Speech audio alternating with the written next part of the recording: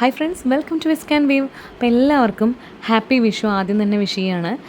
ഇന്ന് നമ്മൾ നേരത്തെ ഇട്ടിട്ടുണ്ടായിരുന്ന ഒരു സ്കേർട്ടിന് പറ്റിയിട്ടുള്ള ഒരു ക്രോപ്പ് ടോപ്പിൻ്റെ കട്ടിങ് സ്റ്റിച്ചിങ്ങുമാണ് കാണിക്കുന്നത്. ആക്ച്വലി ഇത് വിഷുവിന് മുമ്പ് നമ്മൾ അപ്ലോഡ് ചെയ്യണമെന്ന് വിചാരിച്ചാണ്, പക്ഷേ അത് പറ്റിയില്ല. പക്ഷേ നിങ്ങൾക്ക് എപ്പോൾ ഒരു ട്രഡീഷണൽ വെയർ സ്റ്റിച്ച് ചെയ്യണം തോന്നുമ്പോൾ നിങ്ങൾക്ക് ഓടി വന്ന് കാണാൻ പറ്റുന്ന ഒരു വീഡിയോ തന്നെയാണിത്. അപ്പോൾ നമുക്ക് സമയം കളയാതെ വേഗം തുടങ്ങാം. അതിനായിട്ട് നമ്മൾക്ക് റെഡിയായി കഴിയുമ്പോൾ വേണ്ട ക്രോപ്പ് ടോപ്പിൻ്റെ ലെങ്ത്ത് എന്ന് പറയുന്നത് 15 ഇഞ്ചാണ്. അപ്പം ഞാനിവിടെ എടുത്തിട്ടുള്ളത് ഓർഗാൻസ ഫാബ്രിക് ആയതുകൊണ്ട് തന്നെ ഞാൻ അതിൻ്റെ ലൈനിങ് ആയിട്ടുള്ള ക്രേപ്പ് ലൈനിങ്ങിലാണ് ഇപ്പോൾ മാർക്ക് ചെയ്യുന്നത്. അപ്പോൾ ഞാനിവിടെ ഫ്രണ്ടും ബാക്കും സെപ്പറേറ്റ് ആയിട്ടാണ് മാർക്ക് ചെയ്യുന്നത്. അത് മാത്രമല്ല ബാക്കിലാണ് ഞാൻ ഹുക്ക് കൊടുക്കാൻ ഉദ്ദേശിച്ചിട്ടുള്ളത്. അതുകൊണ്ട് തന്നെ ഇതിപ്പോൾ നമ്മൾ വെട്ടിക്കൊണ്ടിരിക്കുന്നത് ഫോൾഡഡ് ആയിട്ടുള്ള ഭാഗത്തു നിന്നാണ്. ഇത് നമ്മൾ ഫ്രണ്ട് പീസായിട്ടാണ് കൺസിഡർ ചെയ്യുന്നത്. അപ്പോൾ ഇവിടെ ഞാൻ 15 ഇഞ്ചിൻ്റെ കൂടെ മുകളിലൊരു 1/2 ഇഞ്ചും താഴെ ഞാൻ ഇതേ പീസ് തന്നെ മടക്കി അടിക്കാമെന്നാണ് വിചാരിക്കുന്നത്. അപ്പോൾ അതിന് വേണ്ടിയിട്ട് 2 ഇഞ്ചും കൂടി ചേർത്തിട്ട് മൊത്തം 17.5 ഇഞ്ചിലാണ് ഇപ്പോൾ മാർക്ക് ചെയ്തുകൊണ്ടിരിക്കുന്നത്. അപ്പോൾ നിങ്ങൾക്ക് എത്രയാണോ വേണ്ടത് അതിനനുസരിച്ച് നിങ്ങൾ മാർക്ക് ചെയ്യുക. അപ്പോൾ ഇവിടെ ലെങ്ത്തിൻ്റെ കൂടെ ഞാൻ 2.5 ഇഞ്ച് ചേർത്താൻ കാരണം മുകളിലെ 1/2 ഇഞ്ച് ഷോൾഡർ ജോയിൻ ചെയ്യാനാണ്, താഴെയുള്ള 2 ഇഞ്ച് കൊടുക്കുന്നത് നമ്മൾ മടക്കി അടിക്കാനാണ്. അതല്ല നിങ്ങൾ വേറൊരു പീസ് വെച്ചിട്ടാണ് അവിടെ ക്ലോസ് ചെയ്യുന്നത് എന്നുണ്ടെങ്കിൽ നിങ്ങൾക്ക് 1/2 ഇഞ്ച് കൊടുത്താലും മതി താഴെ. അപ്പോൾ ഞാനിതാ ഇവിടെ റെഡി ലെങ്ത് ആയിട്ടുള്ള 15 ഇഞ്ചും അതേപോലെ നമ്മളുടെ ഷോൾഡറിനുള്ള 1/2 ഇഞ്ചും സെപ്പറേറ്റ് മാർക്ക് ചെയ്തിട്ടുണ്ട്. ഇനി ഷോൾഡറിനുള്ള 1/2 ഇഞ്ച് വിട്ടിട്ട് താഴേക്ക് നമ്മളൊരു 13.25 ഇഞ്ച് മാർക്ക് ചെയ്യുകയാണ്. അത് നമ്മളുടെ വേസ്റ്റിൻ്റെ ലെങ്ത്താണ്. എവിടെയാണോ നിങ്ങളുടെ ശരീരത്തിലെ ഏറ്റവും ഒതുങ്ങിയിട്ടുള്ള ഭാഗം അതാണ് നമ്മളവിടെ മാർക്ക് ചെയ്ത് കൊടുക്കുന്നത്, ആ ലെങ്ത്ത്. അത് കൂടാതെ ഞാൻ 6.5 ഇഞ്ചിൽ മാർക്ക് ചെയ്യുന്നുണ്ട്. 1/2 ഇഞ്ച് ഷോൾഡർ സ്ലോപ്പും മാർക്ക് ചെയ്യുന്നുണ്ട്. അപ്പോൾ ഷോൾഡർ സ്ലോപ്പ് 1/2 ഇഞ്ച് കഴിഞ്ഞിട്ട് 6 ഇഞ്ചായിരിക്കും നമ്മളുടെ ഹാം ഹോളിൻ്റെ ലെങ്ത്ത് വരുന്നത്.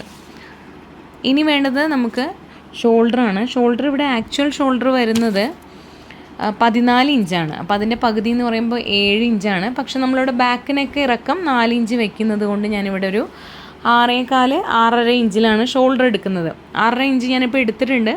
എന്നിട്ട് നമുക്ക് ഇതൊരു തെന്നിപ്പോകുന്നൊരു ക്ലോത്ത് ആയതുകൊണ്ട് നമുക്കിത് ഷോൾഡർ ജോയിൻ ചെയ്ത ശേഷം എന്തെങ്കിലും ഏറ്റക്കുറച്ചിലുണ്ടെങ്കിൽ ഒരു 4 ഇഞ്ച് നമുക്ക് കട്ട് ചെയ്ത് കളയാൻ വേണ്ടിയിട്ടാണ് ഞാൻ 6.5 ഇഞ്ച് എടുത്തിട്ടുള്ളത്. നിങ്ങൾ എടുക്കുമ്പോൾ 6.25 ഇഞ്ച് എടുത്താലും മതി, ഇതേ മെഷർമെൻറ്റ് ആണെങ്കിൽ.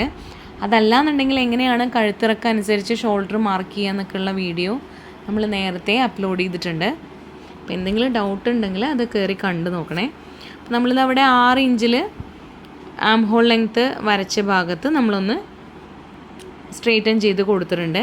ഇനി അവിടെ നമ്മളുടെ ചെസ്റ്റിൻ്റെ മെഷർമെൻറ്റാണ് കൊടുക്കേണ്ടത്.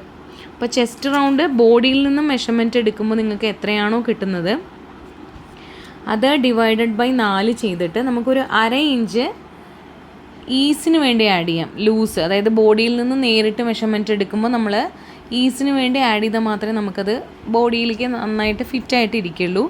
അപ്പോൾ നിങ്ങൾക്ക് 1/2 ഇഞ്ച് ചേർക്കാം, 3/4 ഇഞ്ച് വേണമെങ്കിലും ഈസിന് വേണ്ടിയിട്ട് ആഡ് ചെയ്യാം. അത് കൂടാതെ 1.5 ഇഞ്ച് സീം അലവൻസും കൂടി നമ്മൾ ആഡ് ചെയ്യുന്നുണ്ട്. അതേപോലെ തന്നെയാണ് വേസ്റ്റ് റൗണ്ടിൻ്റെ അവിടെയും. വേസ്റ്റ് റൗണ്ട് എത്രയാണോ കിട്ടുന്നത് അതിനെ 4 കൊണ്ട് ഡിവൈഡ് ചെയ്തിട്ട് 1/2 ഇഞ്ച് ഈസിന് വേണ്ടി ആഡ് ചെയ്യുക, 1.5 ഇഞ്ച് സീം അലവൻസും ആഡ് ചെയ്യുക.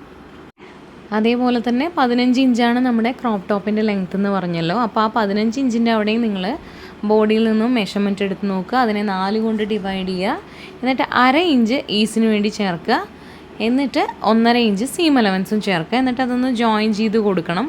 അപ്പോൾ അതിന് മുമ്പായിട്ട് നമ്മളുടെ ആം ഹോൾ ഒന്ന് റൗണ്ട് ചെയ്ത് വരച്ച് നോക്കുകയാണ്.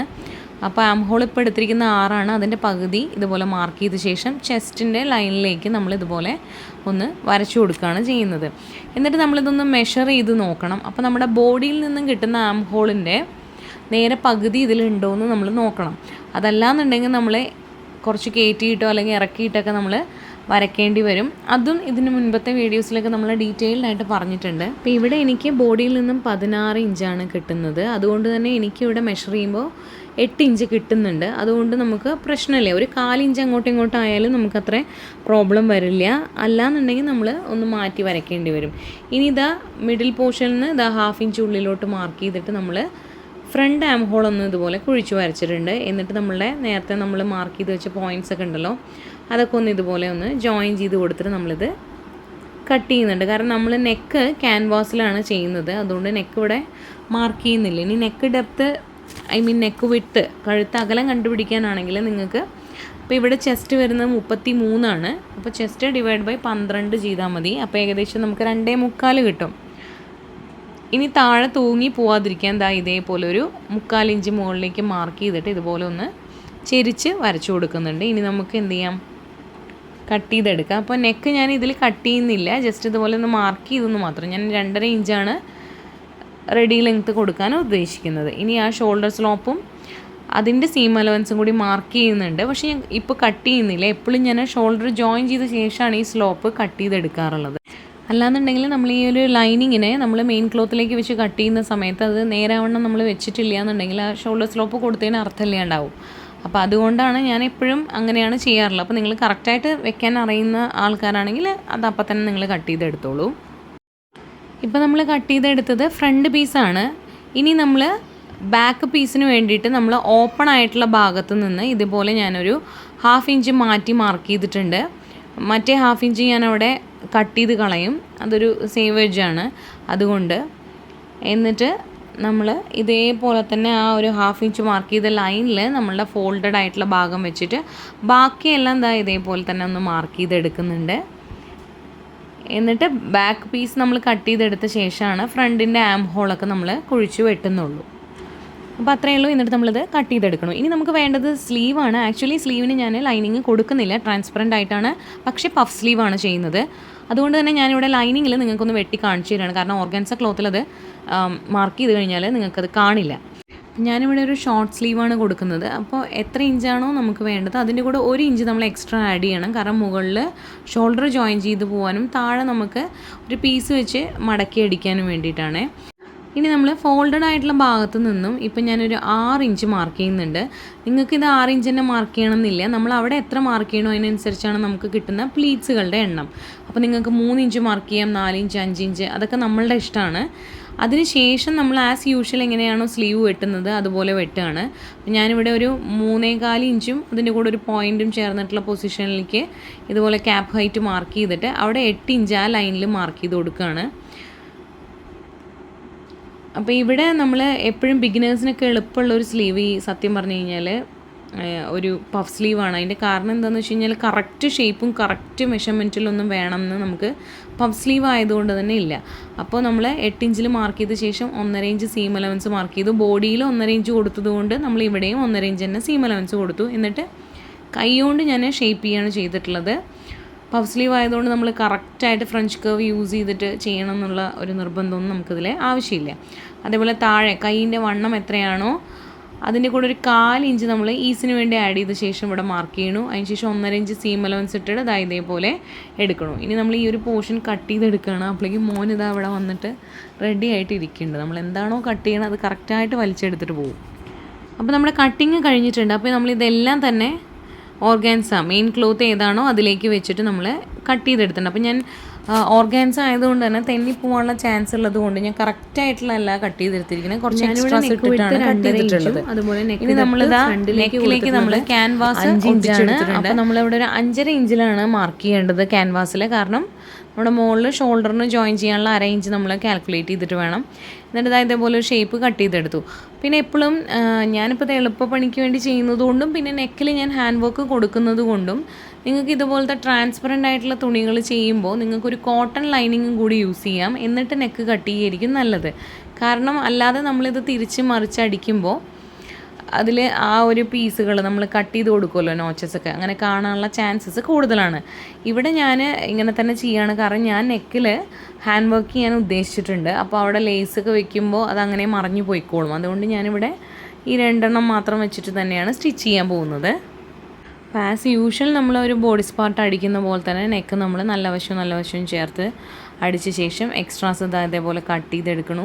അതിനുശേഷം നമ്മൾ ഒന്ന് പതിച്ചടിക്കണു, തിരിച്ചെടുക്കണു. ഇത് തന്നെയാണ് നമ്മളുടെ യൂഷ്വൽ പ്രോസസ്സ് തന്നെയാണ് നമ്മൾ ഇതിലും ചെയ്യുന്നത്.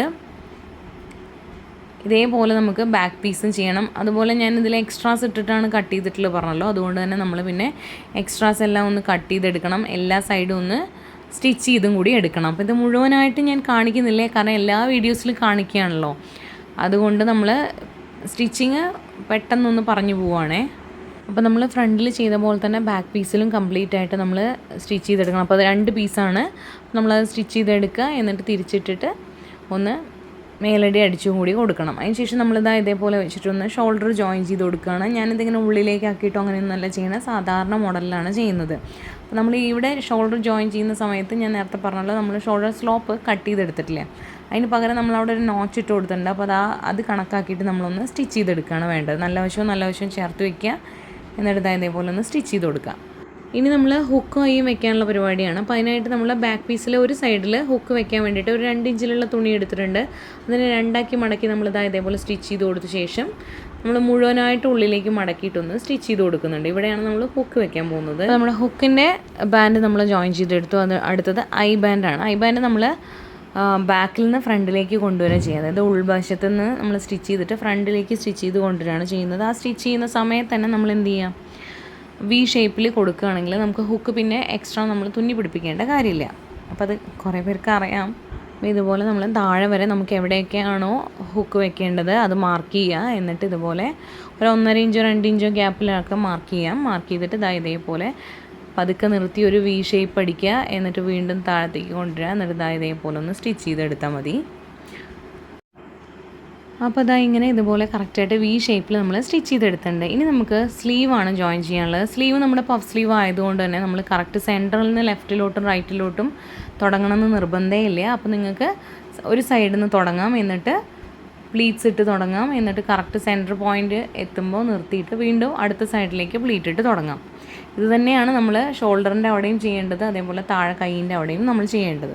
അപ്പോൾ പ്ലീറ്റ് ഇടുന്ന സമയത്ത് നമ്മൾ ആ ഒരു 1.5 ഇഞ്ച് ഉണ്ടല്ലോ സീം അലവൻസ്, അവിടെ ഇടേണ്ട ആവശ്യമില്ല. അവിടെ വരെ നമ്മൾ സ്ട്രെയിറ്റ് ആയിട്ട് സ്റ്റിച്ച് ചെയ്ത ശേഷം നമ്മൾ പ്ലീറ്റ്സ് ഇട്ടിട്ട് ഒന്ന് കംപ്ലീറ്റ് ആയിട്ട് സ്റ്റിച്ച് ചെയ്തെടുക്കാം. അതേപോലെ തന്നെ നമ്മൾ ആ സ്ലീവിൻ്റെ എൻഡിൽ നമ്മൾ 1.5 ഇഞ്ച് കഴിഞ്ഞ ശേഷം ഇതേപോലെ നമ്മളൊന്ന് പ്ലീറ്റ്സ് ഇട്ട് എടുക്കാം. അതിന് ശേഷം നമ്മൾ വേറൊരു ഗോൾഡൻ കളർ ഈ ഒരു ബോർഡർ പീസ് വെച്ചിട്ടാണ് നമ്മൾ ഇതിനെ കവർ ചെയ്തെടുക്കുന്നത്. അപ്പോൾ അതിനായിട്ട് ഞാൻ ഈ ഒരു ബോർഡർ പീസ് ഇതുപോലെ കട്ട് ചെയ്തെടുത്തിട്ടുണ്ട്. എന്നിട്ട് ഞാൻ താഴെ, അതായത് നമ്മളുടെ റോങ് സൈഡിൽ വെച്ചിട്ട് ഇതുപോലെ സ്റ്റിച്ച് ചെയ്തെടുത്തിട്ട് പിന്നെ ഉള്ളിലോട്ട് ഇതുപോലെ മടക്കി വയ്ക്കുകയാണ് ചെയ്യുന്നത്. അതേപോലെ തന്നെ നമ്മൾ ട്രാൻസ്പെറൻ്റ് ആയിട്ടുള്ള ഈ ഒരു ഓർഗാൻസ ക്ലോത്ത് പോലെയുള്ള തുണികൾ നമ്മൾ സ്റ്റിച്ച് ചെയ്യുന്ന സമയത്ത് നമ്മളുടെ ട്രാൻസ്പെറൻറ്റ് സ്ലീവും നമ്മൾ കൊടുക്കുകയാണെങ്കിൽ തീർച്ചയായിട്ടും നമ്മുടെ ഷോൾഡറിൻ്റെ അവിടെ ജോയിൻ ചെയ്യുന്നിടത്ത് നമ്മളുടെ ആ ഒരു തുണി എക്സ്ട്രാ ആയിട്ട് നിൽക്കും. അപ്പോൾ അത് നമ്മളങ്ങനെ നിൽക്കാതിരിക്കാൻ വേണ്ടിയിട്ട് നമുക്ക് ചെയ്യാൻ പറ്റുന്ന ഒരു കാര്യം, ഈ ഒരു സീം അലവൻസിനെ നമ്മളുടെ ബോഡി പാർട്ടിനോട് കൂടി ചേർത്തിട്ട് നമ്മൾ ഒരു സ്റ്റിച്ചും കൂടി കൊടുക്കുക എന്നുള്ളതാണ്. ഇതേപോലെ നമ്മൾ വെച്ചിട്ടൊന്ന് ഒരു സ്റ്റിച്ചും കൂടി കൊടുത്തെടുക്കുകയാണ്. അങ്ങനെ ചെയ്യുമ്പോൾ അവിടെ വളരെ നീറ്റായിട്ട് തന്നെ സ്ലീവിൻ്റെ അവിടെ കിട്ടുകയും ചെയ്യും. ഇങ്ങനെ തുമ്പൊന്നും പുറത്ത് കണ്ടിട്ട് അതൊരു വൃത്തികേടായിട്ട് നിൽക്കില്ല. ഇനി നമ്മളിതാ സൈഡൊന്ന് ജോയിൻ ചെയ്തെടുക്കണു, അതേപോലെ തന്നെ താഴെ ഒന്ന് മടക്കി അടിക്കണു. അതും കൂടി കഴിഞ്ഞാൽ നമ്മളുടെ ക്രോപ്പ് ടോപ്പിൻ്റെ സ്റ്റിച്ചിങ് പരിപാടി കഴിഞ്ഞിരിക്കുകയാണ്. അപ്പോൾ നമ്മൾ സൈഡ് ഒരു 2-3 സ്റ്റിച്ച് കൊടുക്കുന്നുണ്ട്. അതിന് ശേഷം താഴെ ഞാൻ ഓൾറെഡി പറഞ്ഞല്ലോ നമ്മൾ അത് തന്നെയാണ് മടക്കി അടിക്കുന്നതെന്ന്. അതുകൊണ്ട് നമ്മൾ അത് വെച്ച് തന്നെ ഒന്ന് മടക്കി അടിക്കുകയും കൂടി ചെയ്ത് കഴിഞ്ഞാൽ നമ്മുടെ ക്രോപ്പ് ടോപ്പിൻ്റെ സ്റ്റിച്ചിങ് കഴിഞ്ഞിട്ടുണ്ട്. അതിന് ശേഷമാണ് ഞാൻ ചെറുതായിട്ടൊരു ഹാൻഡ് വർക്ക് കൊടുത്തിട്ടുള്ളത്. ഇനി ഹാൻഡ് വർക്ക് ചെയ്യാൻ അറിയാത്തവർക്ക് നമുക്ക് ഇപ്പോൾ ഹാൻഡ് വർക്ക് ഓൾറെഡി ട്രാൻസ്പെറൻ്റ് ആയിട്ടുള്ള നെറ്റിൽ ചെയ്തിട്ട് വരുന്ന ലേസ് പോലെ നമുക്ക് വാങ്ങിക്കാൻ കിട്ടും. അപ്പോൾ നിങ്ങൾ അത് ഹാൻഡ് സ്റ്റിച്ച് ചെയ്തെടുക്കാൻ പറ്റും. അപ്പം അങ്ങനെ വേണമെങ്കിൽ നിങ്ങൾക്ക് ചെയ്തെടുക്കാം. ഞാൻ ഇതിന് മുമ്പൊരു ക്രോപ്പ് ടോപ്പിൻ്റെ വീഡിയോയിൽ അത് കാണിച്ചിട്ടുണ്ട്. അപ്പോൾ ഇതാ നമ്മൾ സ്റ്റിച്ചിങ് ആൾമോസ്റ്റ് കംപ്ലീറ്റ് കഴിഞ്ഞിട്ടുണ്ട്. ഇനി ഞാനൊരു ലേസ് അറ്റാച്ച് ചെയ്ത് കൊടുക്കും. അതിന് ശേഷം ഒരു റെഡും അതേപോലെ തന്നെ ഗ്രീനും സ്റ്റോൺ യൂസ് ചെയ്തിട്ട് ചെറിയൊരു വർക്കും പിന്നെ ഗോൾഡൻ കളർ ബീഡ്സ് യൂസ് ചെയ്തിട്ട് ചെറിയൊരു ഹാൻഡ് വർക്കും നോർമൽ നീഡിൽ വെച്ചിട്ട് ചെയ്ത് കൊടുത്തിട്ട് നമ്മളിതാ കംപ്ലീറ്റ് ആക്കിയിട്ടുണ്ട്. ക്രോപ്പ് ടോപ്പിൻ്റെ ഫൈനൽ ലുക്ക് ഇങ്ങനെയാണ്. അപ്പോൾ ക്രോപ്പ് ടോപ്പും അതേപോലെ തന്നെ സ്കേർട്ടും പേഴ്സണലി എനിക്ക് നല്ല ഇഷ്ടമായി ചെയ്തു വന്നപ്പോൾ. ഈ ഒരു കളർ കോമ്പിനേഷനും എല്ലാം നല്ല ഭംഗിയുണ്ടായിരുന്നു. അപ്പോൾ ഇത് നമ്മുടെ കുഞ്ഞിക്കിളി ഇട്ടിട്ടുള്ള ഫോട്ടോയും കൂടി ഞാൻ ലാസ്റ്റ് ആഡ് ചെയ്യുന്നുണ്ട്. അപ്പോൾ നിങ്ങൾക്ക് ഇഷ്ടപ്പെട്ടാൽ തീർച്ചയായിട്ടും സപ്പോർട്ട് ചെയ്യാൻ മറക്കല്ലേ. താങ്ക്